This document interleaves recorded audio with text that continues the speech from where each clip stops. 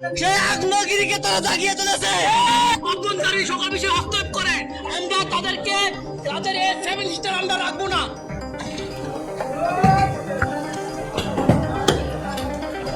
দর্শক, গতকাল শরীফ ওসমান হাদির মৃত্যুর খবর আসার পর বিক্ষুব্ধ জনতা এসে শাহবাগে অবস্থান নেয় এবং এই পরবর্তীতে শাহবাগ থেকে একদল বিক্ষুব্ধ জনতা কারওয়ান বাজার প্রথম আলোর কার্যালয় ঘিরে বিভিন্ন স্লোগান দেয়। পরবর্তীতে প্রথম আলো কার্যালয়ে একদল বিক্ষুব্ধ জনতা প্রবেশ করে এবং সেখানে হামলা এক ভাঙচুর। পরবর্তী সময় প্রথম আলো কার্যালয় অগ্নিসংযোগ করে। এর পরবর্তীতে পাশে ডেইলি স্টার কার্যালয় ঘিরে রাখে বিক্ষুব্ধ জনতা এবং বিভিন্ন স্লোগান দিয়ে তারা ডেইলি স্টার কার্যালয়ে প্রবেশ করে, ভাঙচুর এবং অগ্নিসংযোগ চালায়।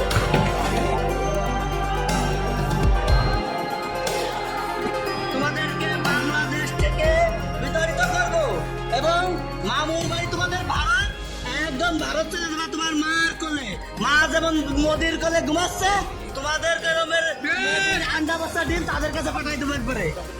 আগ্নেয়গিরি ঘুমান্ত ছিল, সেই আগ্নেয়গিরিকে তারা জাগিয়ে তুলেছে। আগ্নেয়গিরির আগুনে চলতে চলতে ঘুরতে ঘুরতে ভারত চলে যাবে মামুর বাড়ি। তোলারে বাংলা জমিনে কোন জায়গা হবে না।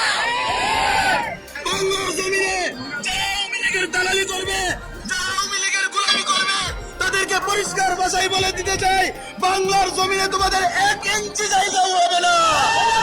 আর যেই ভারত আমাদের বাংলাদেশের অভ্যন্তরীণের ভিতর নিয়ে নাক গলাইতে এসেছো, তোমরা ভালো করে শুনে রাখো, বাংলার তৌহিদি জনতা এবং ছাত্র জনতার আগুন তোমরা এখনো দেখো নাই। আগুন জ্বলে উঠবে, সেই দিন সেই ভারতকে আমরা কান করে দেবেন ইনশাআল্লাহ।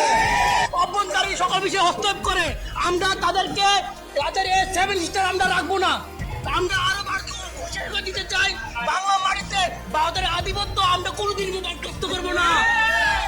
আজকাল আমরা তাদের শিকড়কে তুলে ফেলবো, তাদের কোনো অস্তিত্ব বা অস্তিত্ব আমরা রাখবো না।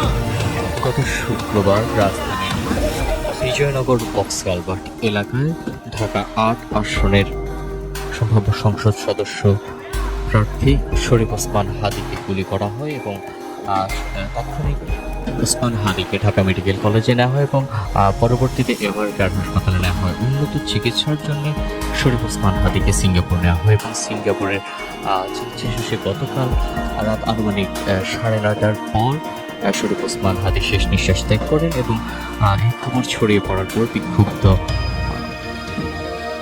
জনতা শাহবাগে এসে অবস্থান